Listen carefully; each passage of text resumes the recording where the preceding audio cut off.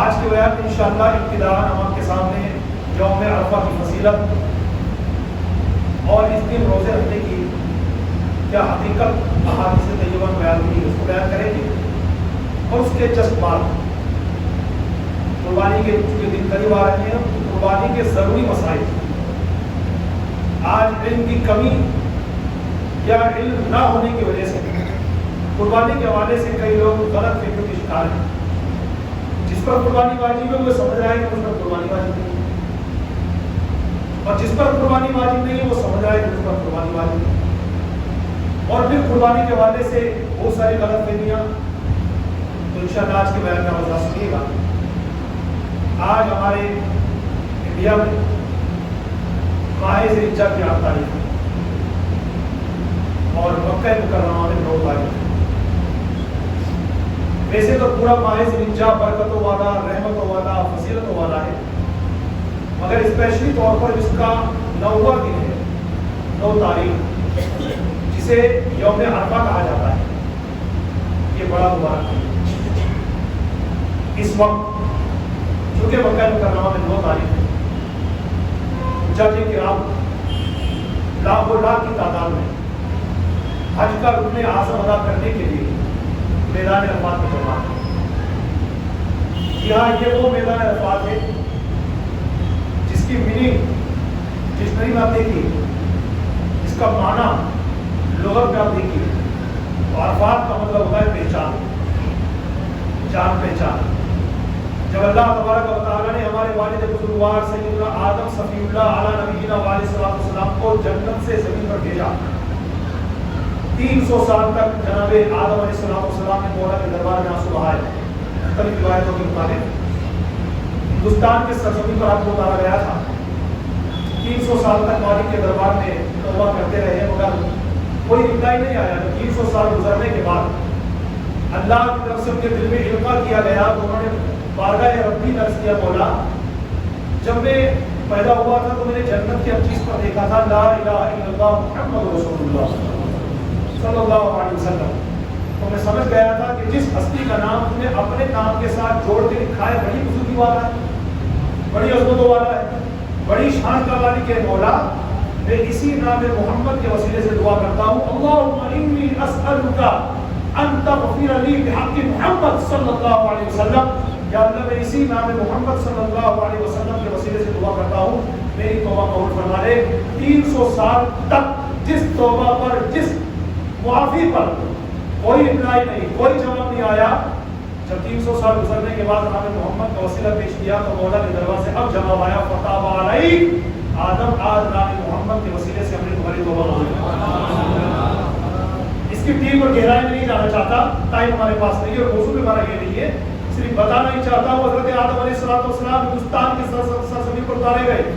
حضرت حوا رضی اللہ تعالیٰ جدہ شریف میں، جدہ جہاں اکثر و بیشتر ہمارے حجاج کرام جاتے ہیں نا حج کے لیے، تو ان کا یہ پلین، ان کی فلائٹ کہاں اترتی ہے؟ جدہ ایئرپورٹ پر۔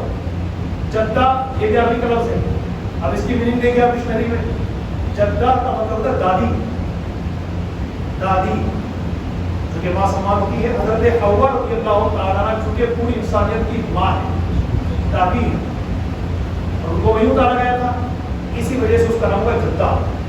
تو آدم علیہ السلام ہندوستان کی سرزمین پر، حضرت حوا رضی اللہ تعالیٰ جدہ شریف کی سرزمین پر۔ اب پوری دنیا میں کہیں انسان نہیں، صرف یہ دونوں، ادھر حضرت آدم علیہ السلام حضرت حوا کو تلاش کر رہے ہیں، ادھر حضرت حوا رضی اللہ تعالیٰ عنہ حضرت آدم علیہ السلام کو تلاش کر رہی ہے۔ جانتے ہیں اب کیا ہوا تھا؟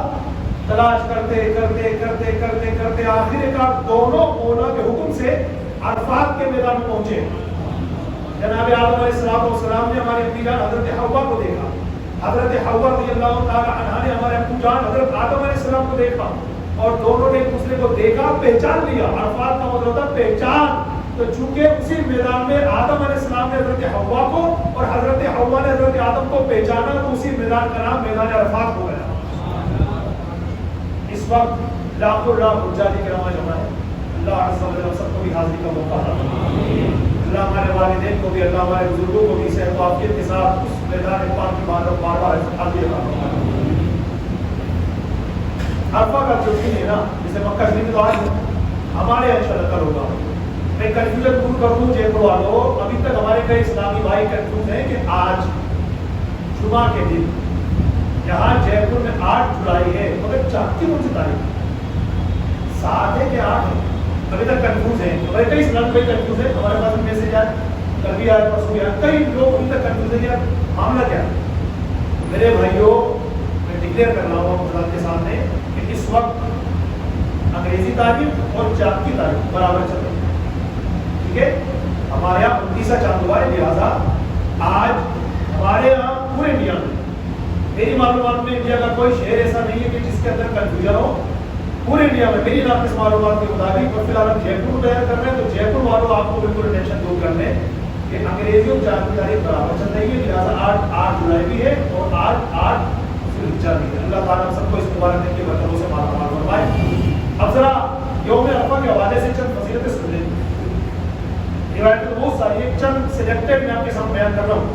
نبی کون صلی اللہ تعالیٰ علیہ وسلم ارشاد فرماتے ہیں عرفہ کے دن جو کل آنے والا ہے انشاءاللہ موسم الجا، میرے حضور فرماتے ہیں عرفہ کے دن جس کے دل میں ذرے کے برابر ایمان پایا جاتا ہے اس کی بخشش کر دی جاتی ہے.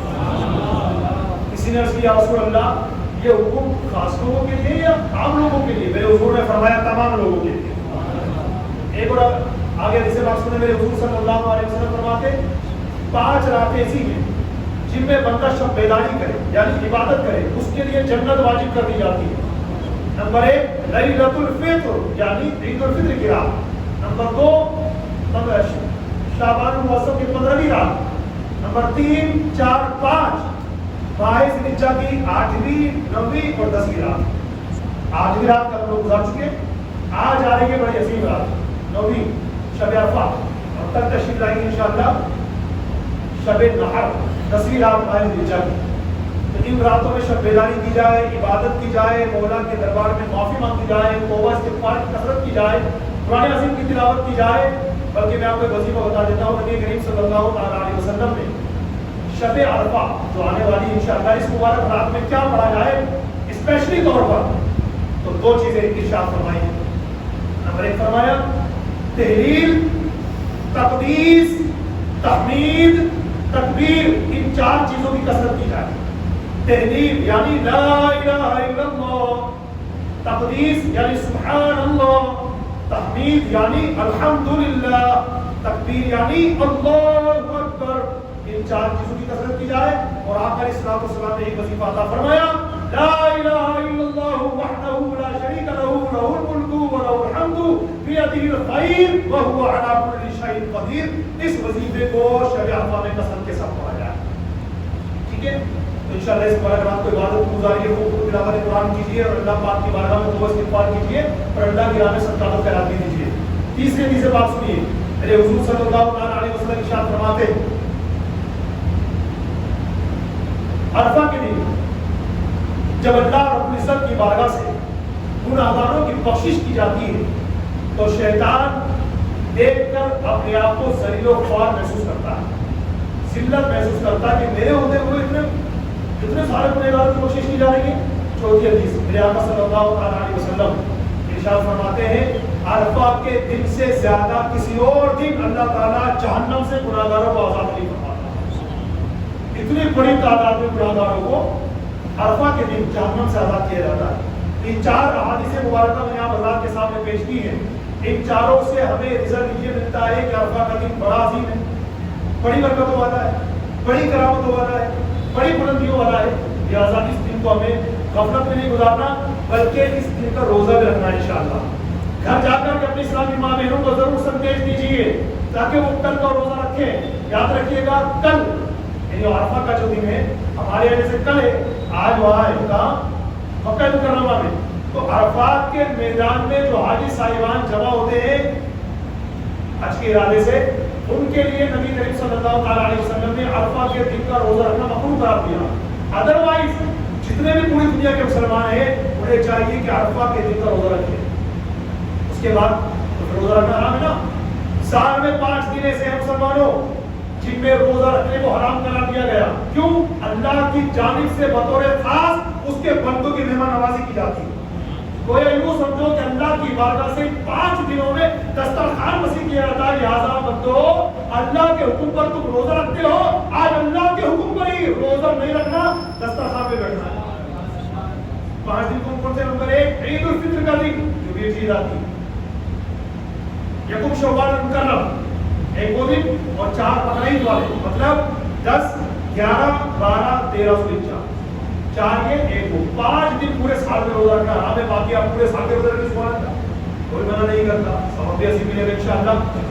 اب سنیے عرفہ کے دن روزے رکھنے کی فضیلت کیا ہے. میں آپ کو 2 روایتیں خالی پیش کر دیتا ہوں. ہماری امی جان اور تمام مومنوں کی امی جان ام المومنین حضرت سیدتنا بی عائشہ صدیقہ رضی اللہ تعالی عنہا بیان کرتی ہے, نبی کریم صلی اللہ تعالی علیہ وسلم عرفہ کے روزے کو 1000 دن کے روزوں کے برابر شمار کیا کرتے ہیں. ایک اور سنیے, میرے حضور صلی اللہ تعالی علیہ وسلم کی حدیث پاک کے مطابق اللہ تعالیٰ عرفہ کے روزے کی برکت سے 1 سال پہلے کے 1 سال کے بعد کے گناہوں کو معاف فرما دیتا ہے. اعلان کرتا ہوں میں تمام اسلامی بھائی کل کا روزہ رکھیں, اور آپ اسلامی بھائیوں میں سے جو کل کا انشاءاللہ روزہ رکھیں گے خوش نصیب, اللہ سب کو توفیق عطا فرمائے. تو انشاءاللہ معمول کے مطابق ہماری مسجد سرائے حرام میں کل انشاءاللہ روزے دار حضرات کے لیے یہاں پر روزہ افطاری کا اہتمام ہوگا. جو اسلامی بھائی اس روزہ افطاری میں اپنی حلال کمائی سے جو بھی ملانا چاہے ثواب کی نیت سے اور روزے داروں کی خدمت کی نیت سے, تو انشاءاللہ نماز جمعہ کے بعد یا آج رات تک کبھی بھی آپ ہمارے جو محسن صاحب ہیں سعید بھائی جو تبدیل کہتے ہیں انشاءاللہ ان کو اپنی رقم جمع کروا سکتے ہیں. اللہ تعالیٰ ہم سب کے اس روزگار میں خوب خیر و برکت عطا فرمائے.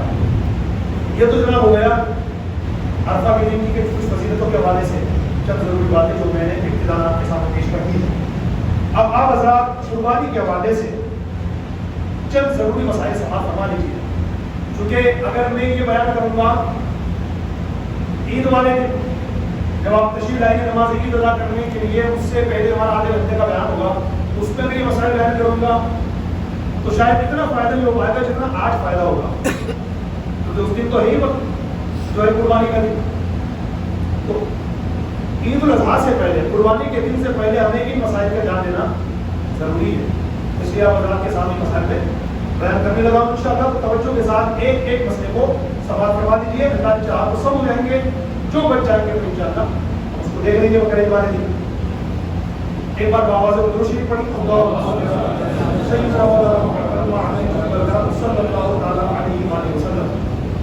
عرفہ کے دن کی فضیلت اور روزے کی فضیلت کے بعد قربانی کے کچھ ضروری مسائل. نمبر 1, قربانی کس پر واجب ہے؟ آسان بھاشا میں سمجھیے. جس بندے کے پاس 7.5 تولہ سونا یا 52.5 تولہ چاندی یا 52.5 تولہ چاندی کی قیمت کے برابر پیسہ یا اتنے پیسوں کے برابر مال تجارت یا کام میں نہ آنے والی حاجت اصلیہ سے زائد وہ چیزیں جن کی قیمت کو کاؤنٹ کیا جائے تو وہ 52.5 تولہ چاندی کی قیمت کے برابر بن جاتے ہیں, تو اس کا مالک کہلائے گا صاحب حساب. مجھ پر قربانی واجب. پھر سنیے, ہر عاقل بالغ مقیم آزاد مسلمان پر قربانی واجب ہے جو صاحب حساب ہے. صاحب حساب سے مراد اس کے پاس 7.5 تولہ سونا یا 52.5 تولہ چاندی یا 52.5 تولہ چاندی کی قیمت کے برابر پیسہ یا اتنی قیمت کے برابر مال تجارت یا کچھ بھی نہیں ہے, سونا بھی نہیں, چاندی بھی نہیں, پیسہ بھی نہیں, مال تجارت بھی نہیں, تو 52.5 تولہ چاندی کی قیمت کے برابر اس کے پاس اتنا مال ہے جو حاجت اصلیہ سے زائد ہے جس کا مالک ہے, تو ان چیزوں کی وجہ سے بندہ کیا ہو جائے گا صاحب حساب, اس پر قربانی واجب ہے. میں ایک بات کا خلاصہ کر دیتا ہوں. ہمارے کئی اسلامی بھائیوں کی پراپرٹیز ہیں, زمینیں ان کے پاس ہیں, جیسے ہمارے یہاں ڈولی آواز اور کھوکھا جو علاقہ ہے تو ہمارے کئی اسلامی بھائیوں کی زمینیں ماشاء اللہ. تو اب وہ یہ پوچھتے ہیں کہ حضرت صرف میرے پاس وہ زمینیں, ادروائز میرے پاس اتنا پیسہ نہیں ہے, نہ میں LIC کرواتا ہوں اگر ہے تو اس میں اتنا پیسہ نہیں, نہ میں لوٹری ڈلواتا ہوں اگر ہے تو اس میں اتنا پیسہ نہیں, نہ میرا کوئی اکاؤنٹ بینک اکاؤنٹ ہے اگر ہے تو اس میں اتنا پیسہ نہیں, اور میرے پاس سونا بھی نہیں, چاندی بھی نہیں, میرے پاس کوئی مالک نہیں. اگر میں مصنوع ٹائم آدمی ہوں تو کیا مجھ پر قربانی واجب ہوگی؟ تو دھیان سے سنیے گا. شریعت مطالعہ یہ کہتی ہے کہ اگر آپ کے پاس پیسہ وغیرہ کچھ بھی نہیں ہے مگر حاجت اصلیہ سے زیادہ कोई भी ऐसी चीज है जिसकी कीमत 52.5 तोला चांदी की कीमत के बराबर है तो उस बेस पर आप साहिब निसाब है, आप पर कुर्बानी वाजिब है। जैसे आपने भी बताया आपके पास जमीन है रुपये वास्ते खो में, जिस जमीन का मालिक है भले वो पड़ी है, चाहे आपने बेचने की नियत से भी हो या मकान बनवाना हो इस नियत से भी हो, तो आप पर कुर्बानी वाजिब है कि आप जमीनों को भाव देख लीजिए माशाल्लाह।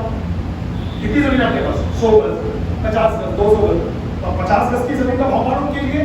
52.5 तोला चांदी फॉर एग्जाम्पल आज मार्केट में आपको मिलेंगे 35-40 हजार रुपए में। फिर जो जमीन आपके पास है उसकी प्राइस कितनी?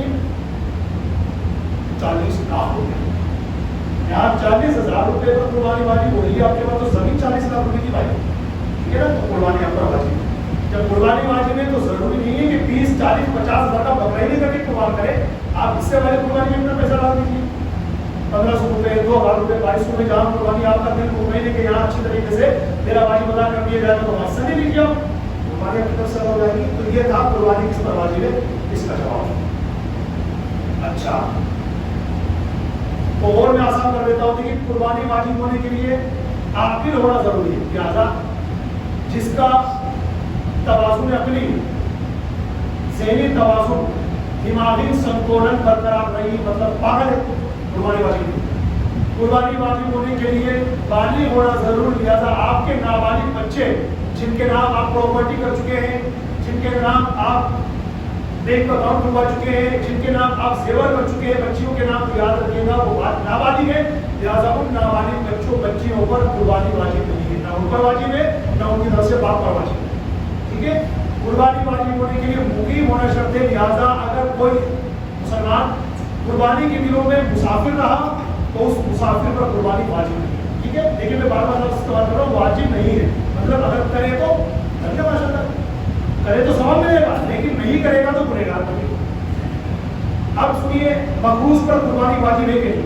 मकरूज यानी जिस पर कर्जा है, तो इस पर हमारे कई इस्लामी भाई कंफ्यूज होते हैं, तो मैं इसको भी आसान भाषा में आपको समझा देता हूँ। देखिए, जो बंदा साहिब निसाब है प्लस मकरूज भी है, तो वो ये देख ले कि मुझ पर कर्जा कितना है। अगर उसकी असल प्रॉपर्टी में से कर्जे की रकम माइनस की जाए तो निसाब के बराबर नहीं बचता तो कुर्बानी वाजिब नहीं है, और अगर बचता है तो कुर्बानी वाजिब। निसाब के तौर पर ये बंदा 1 लाख रुपए का मालिक है, लेकिन इसके ऊपर 10,000 रुपए कर्जा भी। 1 लाख में से 10,000 रुपए की रकम माइनस की जाए, बचे कितने? 90,000 रुपए। 90,000 रुपए 52.5 तोला चांदी की कीमत के बराबर है कि नहीं? उससे ज्यादा ही है, यहाँ रबी में साहब निसाब लिहाजा कुर्बानी वाजिब है। इसका उल्टा कर ले, 1 लाख रुपए का मालिक हूँ लेकिन 90,000 रुपए कर्जा भी है। अब 1 लाख में से 90,000 रुपए की आप रकम माइनस कीजिए, बचे कितने? 10,000 रुपए। और मार्केट में आज की तारीख में 10,000 रुपए की 52.5 तोला चांदी नहीं आती, लिहाजा मैं साहिब निसाब रहा नहीं, लिहाजा कुर्बानी रुपए वाजिब नहीं है। एक मसला का और से सुनते रहिए। अब सुनिए जनाब, कुर्बानी का जानवर लेकर आए थे, गुम हो गया, तो क्या दूसरा बकरा लाना पड़ेगा? दूसरी कुर्बानी करनी पड़ेगी। जानवर लाए थे, गुम हो गया। सबसे पहली बात, जानवर लाए माशाल्लाह, हिफाजत कीजिए, भाई हिफाजत का वजीफा भी सुन लीजिए, चाहे वो बकरा हो या पाड़ा भैंसा हो या कोई भी आपकी कीमती चीज हो जिसको आप संभाल के रखना चाहते हैं और आप चाहते हैं कि अल्लाह की तरफ से हिफाजत हो जाए, तो वजीफा सुन लीजिए। या जलीलू, या जलीलू, या जलीलू 10 टाइम 10 मरतबा पढ़ करके आप कोई भी आपकी कीमती चीजें, चाहे मोबाइल हो, लैपटॉप हो, ये वाला आपका जो जानवर कुर्बानी का लेकर के आए जो भी हो, उस पर आप 10 मरतबा और आखिर एक बार दूसरे के साथ 10 बार या जलीलू पढ़ के दम कर दे, अल्लाह की तरफ से उसकी हिफाजत होगी इंशाअल्लाह, ठीक है। तो लेकिन अब लेकर के आया जानवर गुम हो गया। अब याद रखिएगा, अगर आप साहिब निसाब हैं, जानवर लेकर आए थे, गुम हो गया और आप अब भी साहिब निसाब हैं माशाल्लाह, तो आप पर वाजिब है कि दूसरे जानवर की कुर्बानी करें, दूसरे जानवर की कुर्बानी करना आपका वाजिब है। और अगर आप साहिब निसाब नहीं थे, गरीब थे, लेकिन शौक में लिया कि चलो गुरु के नाम से कर देंगे माशाल्लाह, बच्चे भी खुश हो जाते हैं, घर के जो पकड़ दिया आपने, गरीब थे आप, कुर्बानी वाजिब नहीं थी, तो आपने पकड़ा खरीद लिया और वो गुम हो गया, तो ये चूंकि गरीब का लिहाजा इस पर दूसरे बकरे की कुर्बानी करना वाजिब नहीं है। अब बकरा तो गुम हो गया, अब अल्लाह की बात में मिल भी गया। तो अब ये मालदार आदमी जिसको मसला पता चल गया कि मेरा बकरा गुम हो गया था, तो इमाम साहब ने जुम्मे में बताया था कि मैं साहिब निसाब हूं, तो उस पर दूसरे की कुर्बानी करना वाजिब है। तो जनाब दूसरा बकरा लेकर के आ गए, जब दूसरा लेकर के आया तो वो भी आ गया, تو صاحب نصاب آدمی کو اختیار ہے، اتھارٹی ہے، چاہے وہ پہلے والے بکرے کی قربانی کر دے یا دوسرے والے کی قربانی کر دے، یہ اسے اختیار ہے. لیکن غریب ہے، قربانی واجب ہی نہیں تھی، وہ تو گم ہو گیا. اب اس نے کیا چلو یار پیسے اور پڑے تو 8-10 ہزار روپے وہ رہا تھا 15,000 کا، اب 8-10 ہزار روپے کا دیکھ لیتے ایک بار چکر لگا دے کر مارکیٹ میں سستا وستا مل جائے بچہ خوش ہو جائے گا. گئے اور ایک سستا بکرا لے کر کے آ گئے. جب یہ لے کر کے آئے اس کا بھائی جو گم ہو گیا تو وہ بھی آ گیا. غریب پر واجب ہے کہ دونوں کی قربانی کرے. اس ڈیفرنس کو یاد رکھیے گا. صاحب نصاب شخص کو شریعت نے اتھارٹی دی ہے چاہے وہ قربان کر یا اس کو قربان کر، لیکن غریب شخص کے پاس شریعت نے اتھارٹی نہیں تھی کیونکہ اس پر قربانی واجب نہیں تھی. جب اس نے قربانی کے لیے سے جانور خرید لیا تو اب اسی کی قربانی اس پر واجب ہو گئی. لہٰذا جو گم ہو گیا تھا بعد میں دوسرے لے کر کے آیا اور وہ بھی مل گیا تو دونوں کی قربانی کرنا اس پر واجب ہے. قربانی کا وقت کب سے کب تک ہے؟ 10ویں ذی الحجہ کی صبح صادق سے لے کر 10ویں ذی الحجہ کی صبح صادق بولے تو سحری کا ٹائم جو ختم ہوتا ہے نا تو یہیں سے قربانی کا شروع ہو جاتا ہے. 10ویں ذی الحجہ کی صبح صادق سے لے کر کے 12ویں ذی الحجہ کے سورج ڈوبنے تک 3 دن 2 رات اس میں آ گئی. لہٰذا آپ قربانی کیجیے. اب اگر کوئی یہ کہے گا امام صاحب جب آپ نے بتایا 10ویں ذی الحجہ کو صبح صادق کے بعد یعنی سحری کا ٹائم ختم ہونے کے بعد جب ٹائم شروع ہو جاتا ہے قربانی کا تو قربانی کر سکتے ہیں. رکیے مسئلہ پورا سنیے. یہ مسئلہ شہر اور گاؤں کے حوالے سے مختلف ہے. گاؤں دیہاتوں کے اندر چونکہ نماز عید واجب نہیں ہے لہٰذا اگر گاؤں دیہات کے رہنے والے لوگ وہاں پر اگر صبح صادق کے بعد قربانی کر لیتے ہیں تو ان کی قربانی ہو جائے گی. لیکن چونکہ شہر والوں پر نماز عید واجب ہے لہٰذا یہاں پر نماز عید سے پہلے قربانی نہیں ہو سکتی.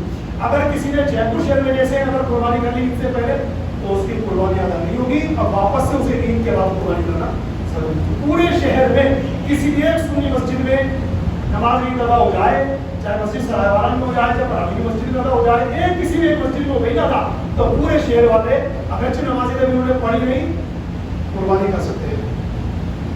ٹھیک ہے. اور سنیے جناب. اچھا اب یہ جو ہم نے پورا آپ کو بتایا کہ قربانی کے وقت میں 3 دن آ گئے 2 رات آ گئے تو کیا رات میں قربانی ہو سکتی ہے؟ میں 2 غلط فہمی کو کر دوں. ایک تو رات میں قربانی ہو سکتی ہے کہ نہیں اور ایک عورت اپنے ہاتھ سے ذبح کر سکتی ہے کہ نہیں. ان دونوں میں ہمارے بھائی کنفیوز ہے. تو دیکھیے بھائی رات میں قربانی ہو سکتی ہے کہ نہیں. ایک صورت ہے مکروہ ہوگی دوسری صورت بالکل جائز ہے. مکروہ کب کہ رات میں آپ قربانی کر رہے ہیں اور لائٹ کا پراپر بندوبست نہیں ہے جس کی وجہ سے ذبح کرنے میں کچھ معاملہ گڑبڑ ہو سکتا ہے. ذبح کرنے میں کچھ غلطی ہو سکتی ہے کہ بجائے جانور کے جیسا ذبح کرنا چاہیے تھا ویسا نہیں ہو پایا. جانور کو زیادہ تکلیف ہو گئی کیوں اندھیرا ہو رہا تھا لائٹ کا برابر انتظام نہیں تھا. تو اگر یہ کنڈیشن ہے تو اس صورت میں رات میں قربانی کرنا مکروہ ہے. لیکن چونکہ اللہ تعالیٰ کی عنایت سے ماشاء اللہ اچھا خاصا انتظام ہے لائٹ کا لہٰذا آج کے دور میں جہاں لائٹ کا اچھا خاصا انتظام ہے رات میں قربانی کر رہے ہیں تو مکروہ بھی نہیں ہے بالکل جائز ہے. ثواب پورا ملے گا. ٹھیک ہے. یہ تو تھا رات میں قربانی کرنے کے حوالے سے.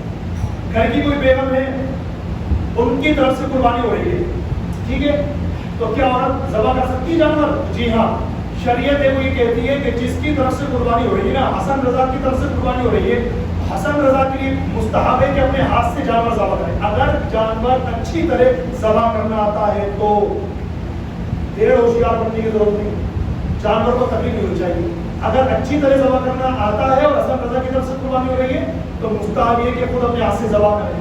نہیں آتا قربانی کرنا اپنے ہاتھ سے تو جس کو آتا اس کو اجازت دے دے وہ آپ کی طرف سے بسم اللہ پڑھ کر کے ذبح کرے. اسی طریقے سے عورت جن کی طرف سے قربانی والے گھر میں ہو رہی ہے اگر ان کی کنڈیشن بھی ایسی ہے اگر وہ اچھی طرح ذبح کرنا جانتی ہے اور چاہ رہی ہے کہ میں خود اپنے ہاتھ سے ذبح کروں اور وہاں پر کوئی غیر محرم نہیں ہے یعنی کوئی ایسا مرد نہیں ہے جس سے ان کا پردہ واجب ہو جیسے کوئی کسائی وغیرہ بھی نہیں ہے کیا ہے تو ان کا سگا بھائی ہے یا ان کا سگا ماموں ہے یا ان کا سگا چچا ہے یا ان کا سگا بھتیجا ہے یا ان کا سگا بھانجا ہے یا ان کا سگا بیٹا ہے وغیرہ وغیرہ جن سے پردہ واجب نہیں ہے. اگر ایسے لوگ وہاں پر ہیں تو خود اپنے ہاتھ سے ذبح کر دیں. اور اگر ایسا کوئی شخص وہاں پر موجود ہے جس سے ہماری اسلامی بہن کا پردہ واجب ہے تو اس میں احتیاط یہ ہے کہ وہ اپنے ہاتھ سے ذبح نہ کرے اپنے پردے میں رہے اور اسلامی بھائیوں کو اجازت دے. ٹھیک ہے کیونکہ خود اپنے ہاتھ سے ذبح کرے گی تو ظاہر سی بات ہے آستین چڑھانی پڑے گی اور عورت اپنی آستین کی اوپر چڑھا لے غیر محرم کے سامنے کے اس کلائی ظاہر ہو تو یہ حرام ہے. یاد رکھیے گا. اس لیے عورت پھر احتیاط کی کہ اپنے پردے میں رہے. ہاں قربانی ہونے نہ ہونے کا جہاں تک سوال ہے تو بالکل عورت اپنے ہاتھ سے اللہ کا نام لے کر ذبح کرے تو اس کی قربانی بھی ہو جائے گی کوئی دقت والی بات نہیں. اچھا صاحب انشاءاللہ بہت سارے مسائل ہیں کچھ تو اسی لیے بیان کریں گے ہم.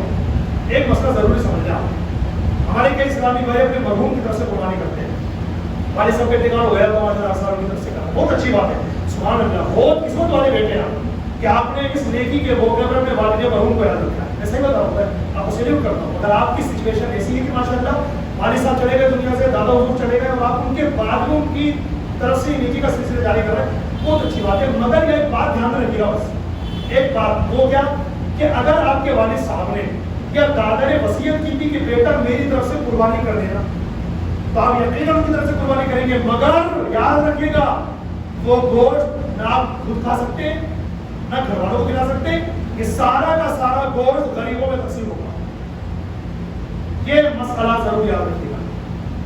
اگر انہوں نے وصیت نہیں کی تھی، آپ کی امی سے نکل دنیا سے کی بے حساب مغفرت فرمائے، امی نے کوئی وصیت نہیں کی تھی لیکن آپ خوشی میں ان کے سارے ثواب کے لیے ہر سال یہ اہتمام کرتے ہیں، بہت اچھی بات ہے. یہ گوشت آپ بھی کھا سکتے ہیں، گھر والوں کو کھلا سکتے ہیں، امیر مالدار لوگوں کو بھی، رشتے داروں کو بھی دعوت میں بلا سکتے ہیں، کوئی حرج والی بات نہیں ہے. لیکن اگر انہوں نے وصیت کی تھی کہ میری طرف سے قربانی کرنا، تو پھر ان کی وصیت کے مطابق قربانی آپ کیجیے. مگر یہ سارا کا سارا گوشت غریبوں میں بٹے گا، نہ گھر والے کھا سکتے ہیں نہ یہ قربانی کرنے والا کھا سکتا ہے. ایک بات اور بتاؤ، کل مجھے یہ بات پتا چلی کہ ہمارے اسلامی بھائیوں میں یہ بھی غلط فکر آئی ہے. وہ کیا کہ جیسے اپنے گھر میں قربانی ہوئی تو اس قربانی کے گوشت سے آپ بہن بیٹی کی دعوت نہیں کر سکتے. کوئی فنکشن کرنا چاہے، کوئی دعوت کا اہتمام کرنا چاہے تو نہیں کر سکتے. تو بھائی یہ کہاں، کس نے کہا آپ سے؟ یاد رکھیے گا، ہم جو مسائل آپ کے سامنے بیان کر رہے ہیں یہ طبیعت کی نہیں بلکہ رب کی شریعت کے سارے باہر شریعت اور دیگر کتابوں سے بیان کر رہے ہیں. لہٰذا ہماری شریعت میں یہ بھی اصول موجود ہے کہ قربانی کے گوشت سے آپ باقاعدہ اپنی بہن بیٹیوں کی، اپنے رشتہ داروں کی، دوست و احباب کی دعوت کر سکتے ہیں. کوئی شکرانے کا موقع عقیقہ وغیرہ کیا آپ نے تو وہ بھی کر سکتے ہیں. لہٰذا بڑے جانور کی قربانی میں یہ مسئلہ یاد رکھیے گا، بڑے جانوروں کی قربانی کے اندر جہاں قربانی کے حصے ڈالتے وہاں عقیقے کا حصہ بھی ڈالا جا سکتا ہے، کوئی حرج نہیں ہے. 2 حصے قربانی کے ڈالتے تھے، 5 حصے عقیقے کے، 5 حصے قربانی کے تھے، 2 عقیقے کے ڈال دیے، کوئی دقت نہیں ہے، ثواب بھی کم نہیں ہوگا، پورا پورا ثواب ملے گا. ٹھیک ہے، کر سکتے کوئی ایسی بات نہیں ہے. اچھا صاحب، ایک غلط فکر دور کرتے ہیں. ہمارے یہاں پر جو منڈی آتے ہیں نا، میری آپ کی سب کی تقریباً یہ منڈی میں دیکھا ہے میں بھی. اب بھائی کتنے دانت کا ہے؟ دانت پوچھتے ہو کتنے دانت کا ہے؟ 6 دانت. بولو ہی. سب سے پہلی بات تو یہ ہے، چاچا منڈی جا رہے ہیں نا، بتائے کہ آپ کھول کھول کے دیکھیں گے تو سب سے پہلے ناخن کاٹ لیجیے. کتنے بکروں کے منہ سلا کے آتے ہیں، کتنوں کے خون ٹپکا کے آتے ہیں. جانتا ہوں کہ آپ سے بڑا ظالم وہ بیچنے والا ہے، وہ تو نہ جانے کتنے اس کو مارتا ہے، نہ جانے کیا کیا منڈی میں ہوتا ہے. انشاءاللہ ہر سال بیان کرتے ہیں عید الاضحیٰ کے دن، نماز عید سے پہلے بیان جو ہمارا ہوتا ہے ہر سال، اس کا موضوع ہوتا ہے جانوروں پر رحم کرو. انشاءاللہ پھر ہمارا یہ موضوع ہوگا اس سال بھی جانوروں پر رحم کرو. تو ہمارے قصاب حضرات، قصائیوں کے لیے کیا اس میں مسائل ہیں، وہ بھی جو حضرات قربانی کروانے کو ان سب کے لیے انشاءاللہ اس میں پوائنٹس ہوں گے. لیکن ابھی فی الحال آپ سے یہ بیان کرنا چاہ رہا ہوں کہ یاد رکھیے گا اپنے ناخن کاٹیں اور ظلم نہ کریں. اس بکرے کے دانت اگر ضروری ہے دیکھنا تو پیار محبت سے اس کو منہ میں جھیڑ دیں انگلی، اس سے اس کو تکلیف ہو. اور پھر ہماری شریعت میں دانتوں کا بات ہو رہی ہے. جی ہاں، یہ تو ہم نے بنا رکھا ہے ہماری طبیعت میں. شریعت میں دانتوں کا اعتبار نہیں ہے، یاد رکھیے گا. پھر ریپیٹ کر رہا ہوں، دانتوں کا اعتبار نہیں ہے شریعت میں. پھر ریپیٹ کر رہا ہوں، ہماری شریعت میں جانوروں کے دانتوں کا اعتبار نہیں ہے، ایج کا اعتبار ہے، اس کی عمر کا اعتبار ہے. یہ بکرا جو آپ کو دکھ رہا موٹا تگڑا، لیکن پتا ہے کہ ابھی سال بھر ہونے میں 10 دن باقی، دودھ کے دانت گرا چکا ہے. جی ہاں، میرے بھی دانت گرا دیتے. جو حضرات گاؤں دیہات کے رہنے والے ہیں، جو وہاں پر بکرے بیچنے آتے ہیں، جو ایماندار بندر سے پوچھیے اور ایک تجربہ کر کے دیکھیے. ہمارے یہاں بھی جے پور میں کچھ ایسے لوگ آپ کو ملیں گے جو بکرے پالتے ہیں، ان سے پوچھیے، تجربہ بتائیں گے آپ کو. اگر سچے انسان میں تو ہم یہ جب اپنے گھر کے اندر بکرا پالیں گے نا، عام طور پر مطلب 98% بکرے وہ ہوتے ہیں جو 14 مہینے میں دانت نکالتے ہیں. یہ تجربے کی بات کر رہا ہوں. پوچھیے اپنے بھائیوں سے جو بکرے پالتے ہیں، جن کا مشغلہ یہ ہے، جن کا کاروبار ہے، 14 مہینے میں عام طور پر بکرے دانت نکالتے ہیں، پالتو بکرے، چونکہ ان کو پکا پکایا ملتا ہے، پکا پکایا. اور جو گاؤں دیہاتوں کے اندر بکرے ہوتے ہیں، یہ ہمارے منڈیوں میں جو بکرے لوگ لے کر کے آتے ہیں نا، کہ ان کا حال کیا ہوتا ہے، ان کو پکا پکایا نہیں ملتا بلکہ باقاعدہ جنگلوں میں اور دوسری جگہوں پر میدان میں چڑھتے ہیں. اب چڑھنے میں تو تکلیف ہوتی ہے، تکلیف کیسی کہ گھاس ہے اس کو یہ توڑیں گے کھینچیں گے تو محنت کرنی پڑے گی. تو اس محنت کی بنیاد پر یہ دانت جلدی نکال دیتے ہیں. ایسا بھی ہوتا ہے. ہماری شریعت میں دانتوں کا نہیں ایج کا عمر کا اعتبار ہے. تو جو بکرا 1 سال کا مکمل ہو چکا ہے بھلے دانت نہیں نکالے کوئی عرض نہیں، اس کی قربانی 100% ہو جائے گی. جو بکرا جس نے دانت جلدی نکال دی مگر ابھی 10 دن باقی ہے 1 سال پورا ہونے میں اب یہ قربانی کے لائق نہیں، چاہے کتنا بڑا تگڑا ہو. یہ تھے شریعت کے کوئی مسائل. ابھی تو دوسرے دیش کے باقی انشاءاللہ تشریف لائیے.